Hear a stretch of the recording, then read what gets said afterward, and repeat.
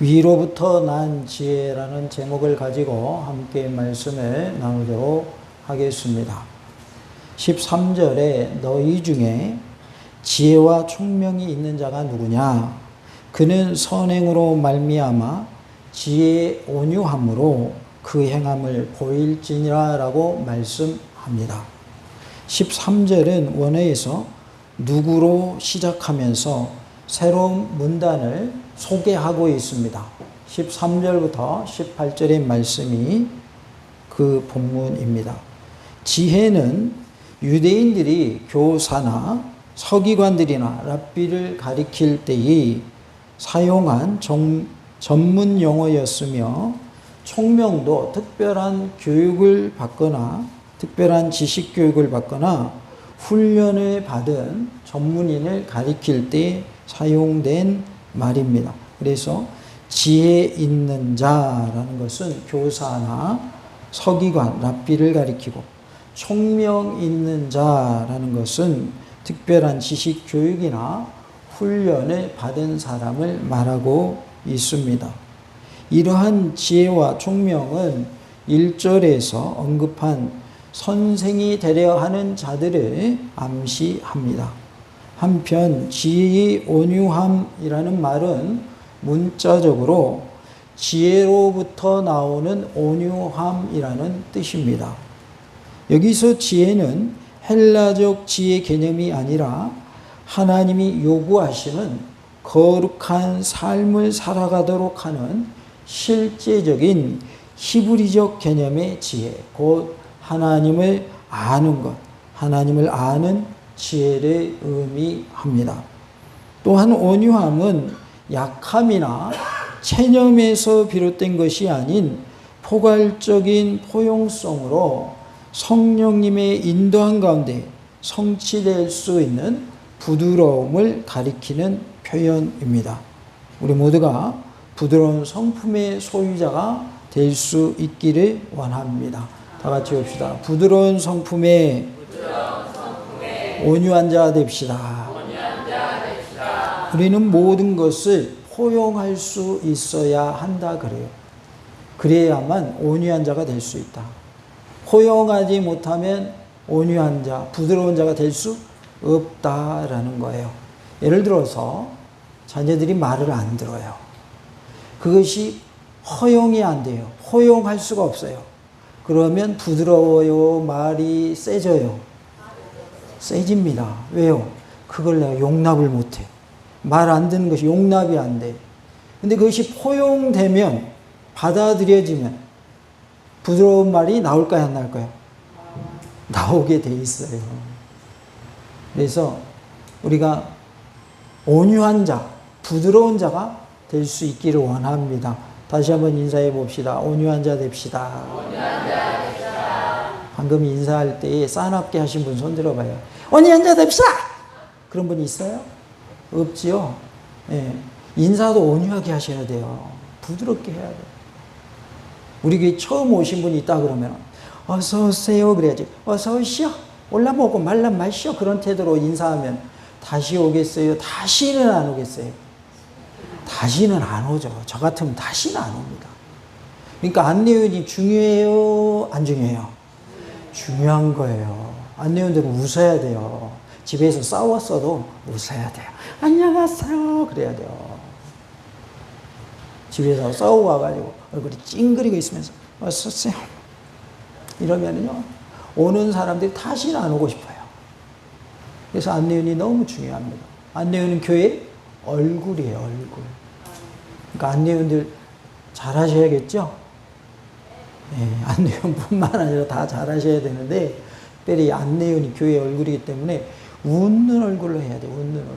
온갖 인상 다 쓰고 있으면서 어서 오십시오 그러면 무서워가지고 도망가 버려요. 야, 몽탄중학교에는 안내를 어쩌면 그렇게 무서운 사람을 세우는지 모르겠어.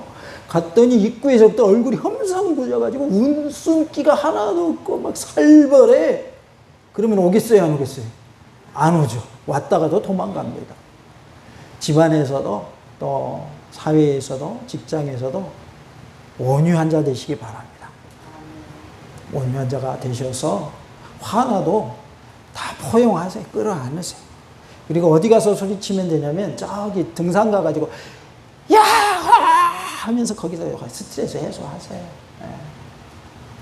대나무 밭에 가서 막 외치면 옛날 이야기는 다 그 대나무 밭의 이야기가 들려가지고 예. 임금님기는 당나귀기 그랬더니 다 사람들이 알아보대잖아요. 대나무 숲에 가서 외치. 사람 앞에서 온유하기가 쉬워요? 어려워요? 어렵습니다. 쉽지 않습니다. 그래서 온유함도 성령님의 열매다라는 거예요. 내가 할 수 있는 것이 아니라 성령님께서 나를 도와주셔야 온유함이 나온다라는 것을 알 수 있습니다. 갈라디아서 5장 22절 23절에 오직 성령의 열매는 사랑과 희락과 화평과 오래참과 자비와 양선과 충성과 온유와 절제니 이 같은 것을 뭐 할 법이 없어요? 금지할 법이 없느니라 라고 말씀합니다. 성령님의 9가지 열매 중에 하나가 뭐다? 온유다. 온유. 제가 아는 목사님 자녀 이름이 온유예요. 한 명은 요한이고 또 한 목사님은 딸이 둘인데 하나는 성령이고 하나는 충만이에요. 그래서 성령아 충만아. 예. 둘 다 부르고 싶다 그러면 성령 충만 이리 와. 예. 이름을 그렇게 지었고요. 또 아는 목사님 영광, 찬양, 감사, 기도 이게 아이들 이름이에요. 영광아, 찬양아, 감사야, 기도야 이리 와봐. 이름을 그렇게 지으셨더라고요. 그래가지고 성령 충만 하다가도 아이들 이름에 성령이 충만해질 것 같아요. 성령 충만 불러놓고 내가 성령 충만 안 하면 되겠어요? 성령님으로 충만한 삶의 하나가 뭐냐면 온유함입니다. 온유함. 다 부드러워지시기 바랍니다. 아, 네. 다시 한번 인사합시다. 부드러워지세요. 부드러워지세요. 예, 아마도 부드러워져야 될 분이 있는 것 같아요. 그러니까 이 설교를 하는 거예요. 그게 아니라 저를 향해서 하는 설교입니다. 누구를 향해서요? 저를 향해서. 부드러워져야 돼, 부드러워져야 돼. 온유해야 돼요. 그래도요, 많이 좋아졌다는 거 좀 알아주시기 바랍니다. 전보다는 많이 좋아졌습니다. 한 목사님이 아들한테 그런 말을 들었대요. 아버지는 이중인격자잖아요. 성도들 앞에서는 아주 착한 척하고 집에 오면 성질 낼 거 다 내고 엄마한테도 함부로 하잖아요. 그랬다는 거예요. 그래가지고 그 목사님 요즘 바뀌었어요. 부드러워졌어요. 부드러워졌어요.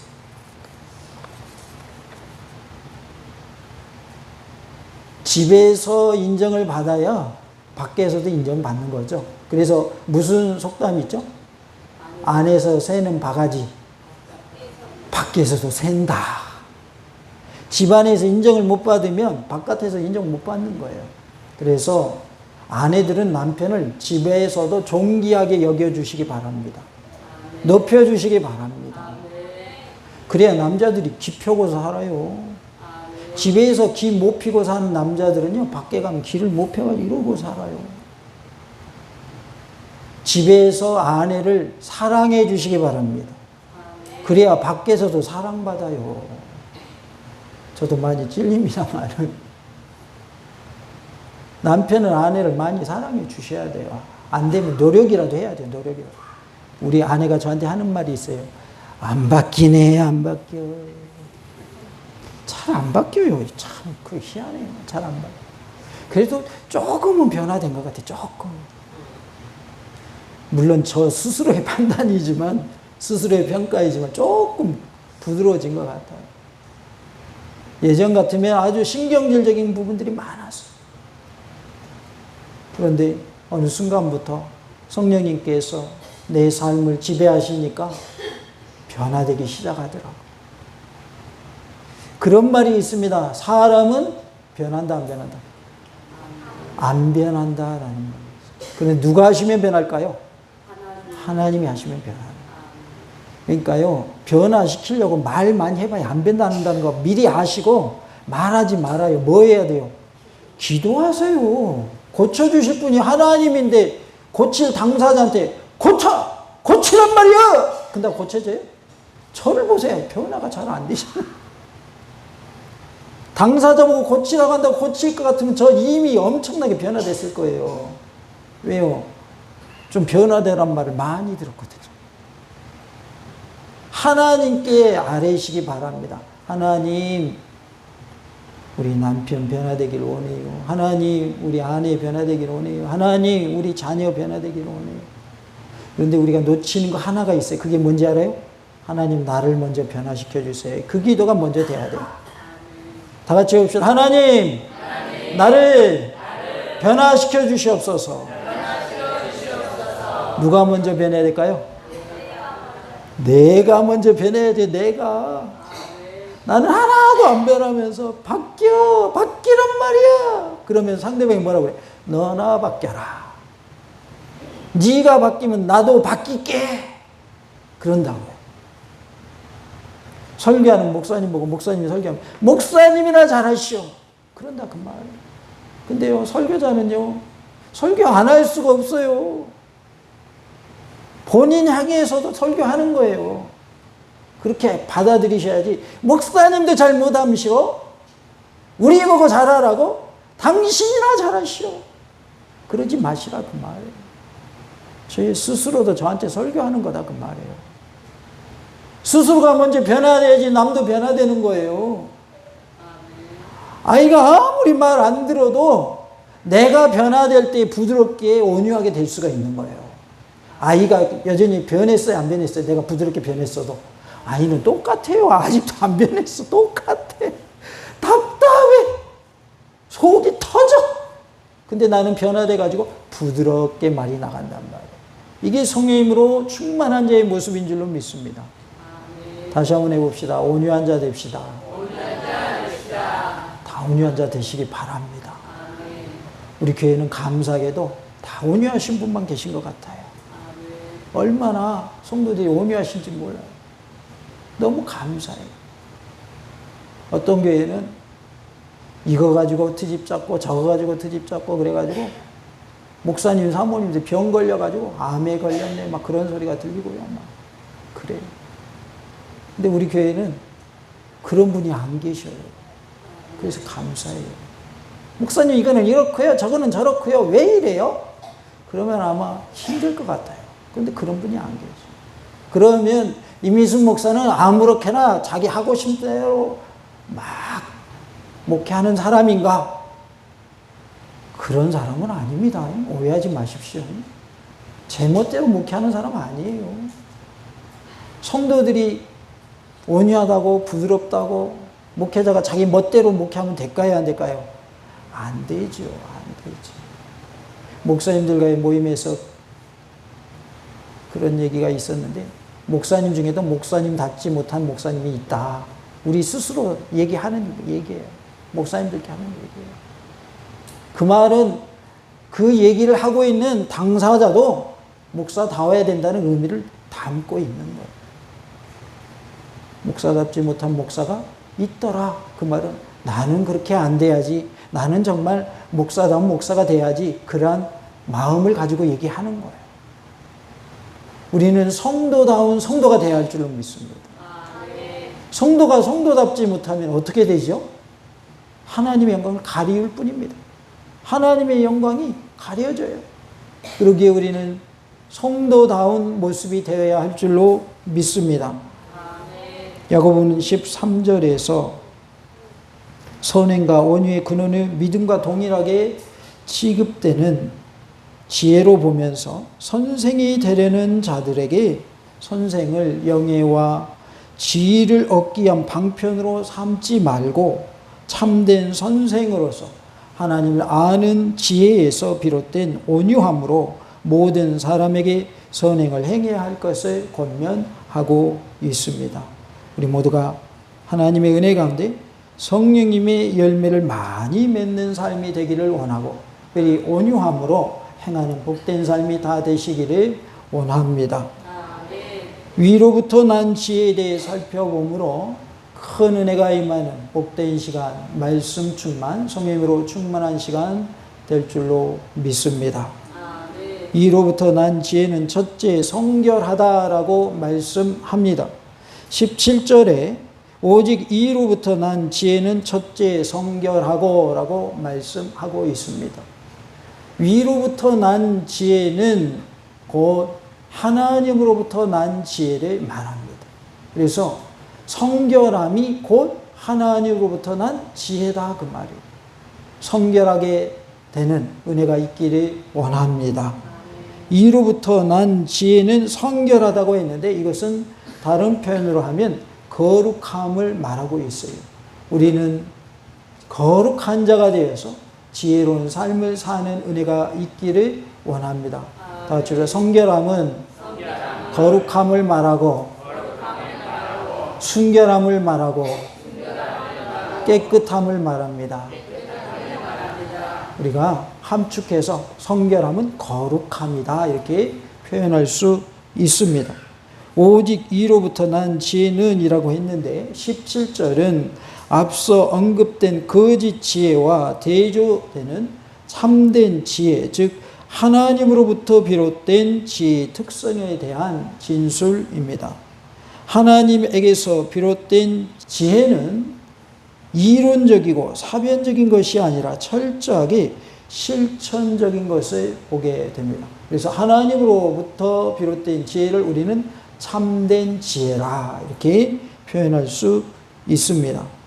참된 지혜는 철저하게 실천적인 모습을 보여준다라는 것입니다. 그래서 첫째 뭐 하라고 하셨냐면 성결하라라고 말씀하십니다. 성결하고라는 말은 하나님으로부터 비롯된 지혜의 기본적 특성으로서 성적인 순결의 의미보다는 모든 악한 태도나 악한 동기가 없음을 의미하며 거짓 지혜의 이기적인 동기와 대조를 이루고 있습니다. 그래서 성결이란 말은 마음이 악하지 않은 것을 말하고 있습니다. 악하지 않은 마음, 그러한 상태, 즉 마음이 선한 상태, 그것을 뭐라고 표현한다고요? 성결이라고 말한다. 마음에 악한 그러한 부분들이 있다 그러면 성결한 거예요? 더러운 거예요? 더러운 거죠. 악한 것이 들어갔다라고 하는 것은 죄가 가미됐다라는 뜻이에요. 그러니까 죄로 점철된 모습이 될 때에는 거룩한 모습, 성결한 모습, 깨끗한 모습, 순결한 모습이 될 수 없다라는 것을 말씀을 합니다. 그래서 하나님으로부터 온 지혜는 어떠한 자가 되어야 되는가? 성결한 자, 곧 거룩한 자가 되어야 한다라는 것입니다. 거룩이란 말은 구별된다는 뜻이 있죠. 어떻게 구별될 것인가? 우리의 마음속에 악한 마음을 다 빼내고 선한 마음으로 하나님을 향한 거룩한 마음으로 채워야 할 것을 말씀하고 있습니다. 육적으로는 성적인 순결을 지켜야 할 것을 말씀하지만 영적으로도 순결을 지킬 것을 말씀하고 있어요. 그래서 여기서 성결함은 거룩함이라는 뜻으로 우리 몸을 육적으로도 순결을 지키라, 또 영적으로도 순결을 지키라라는 의미로 말씀을 하는데, 영적인 순결은 하나님 외에 다른 것을 섬기는 것이, 그것이 바로 순결을 잃어버린 모습이거든요. 그러면 영적인 순결을 지키는 건 뭐예요? 하나님만 섬기는 것이다. 다 같이 해봅시다. 하나님만 섬기는 것이 영적 성결입니다. 또한 이것을 우리는 영적 순결이라 이렇게도 표현합니다. 하나님께서는 우상 숭배를 가장 싫어하십니다. 그래서 하나님이 싫어하시는 것 중에 대표적인 것이 뭐냐면 우상 숭배입니다. 대통령 선거를 할 때에도 어떤 뉴스가 나오냐면 이번에 대통령 당선되겠소 안 되겠소 하고 점쟁이를 찾아간다는 뉴스가 나오더라고요.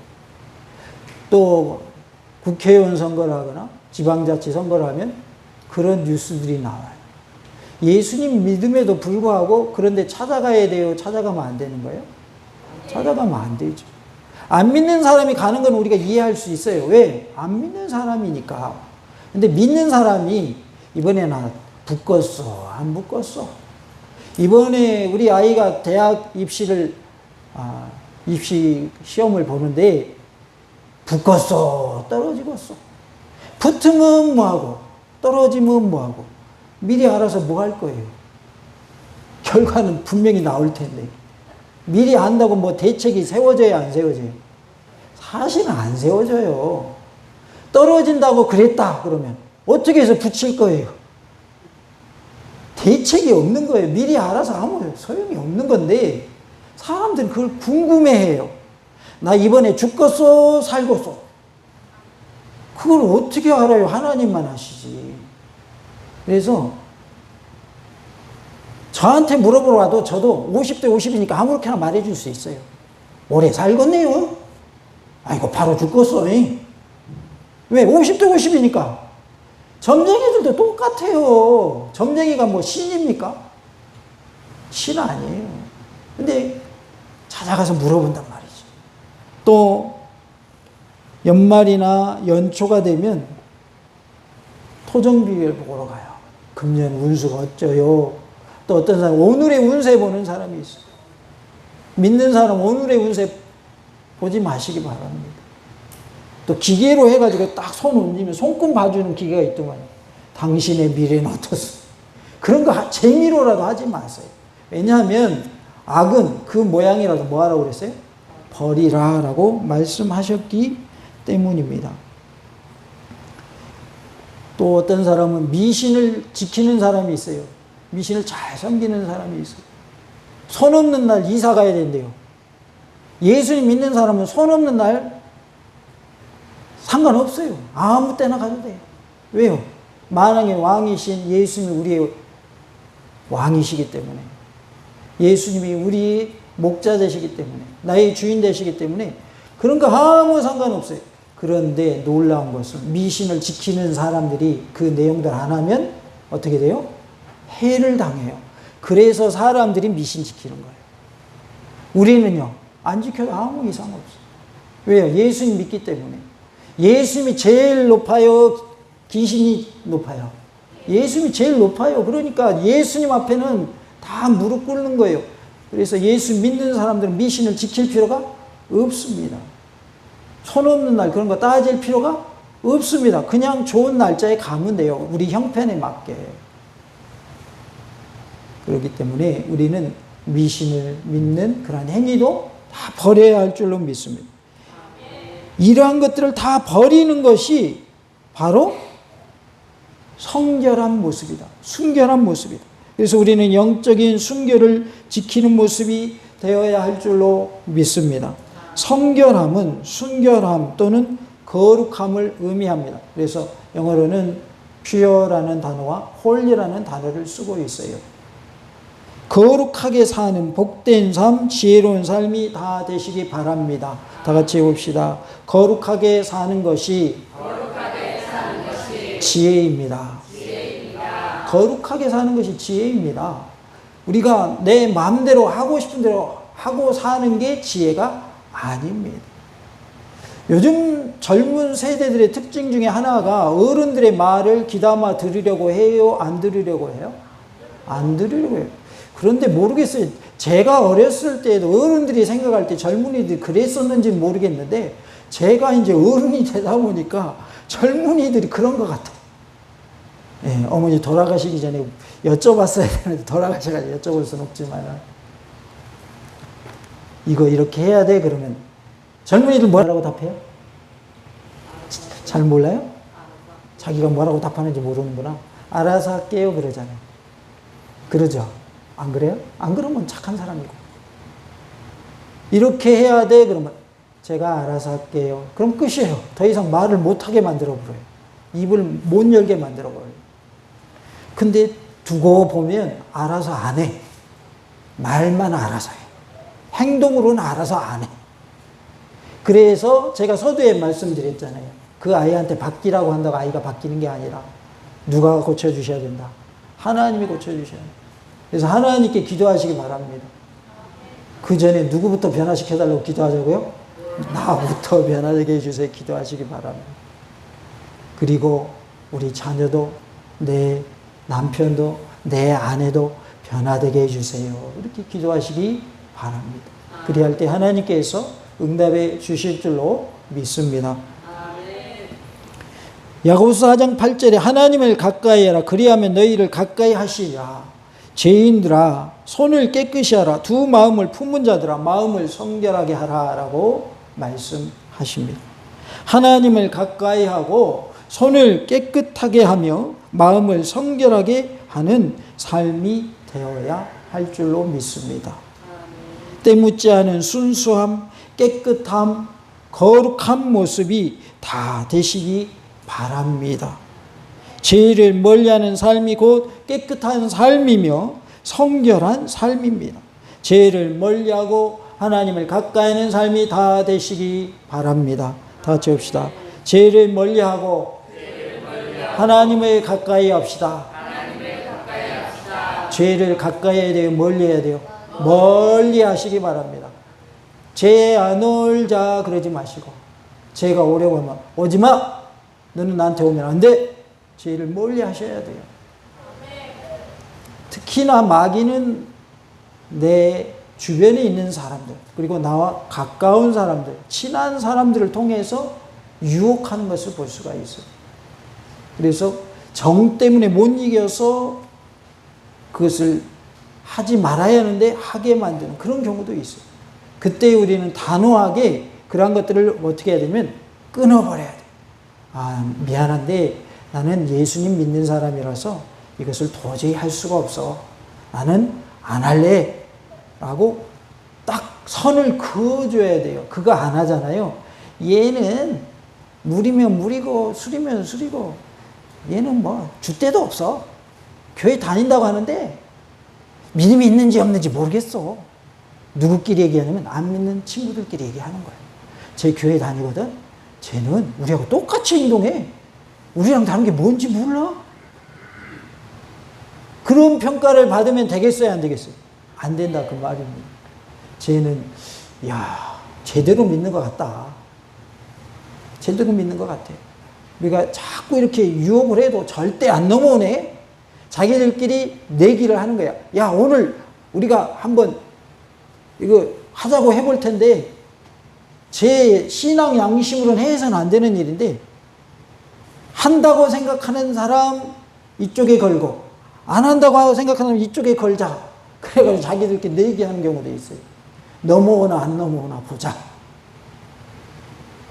그때 우리가 어떤 모습으로 믿지 않는 자들에게 비춰지냐에 따라서 전도가 되냐 안 되냐가 결정되는 거예요. 나는 제대로 살지 않으면서 믿지 않는데 똑같이 행동하면서 교회에 가자, 예수님 믿자, 우리 천국 가야지. 그러면 먹혀요 안 먹혀요? 절대 안 먹힙니다.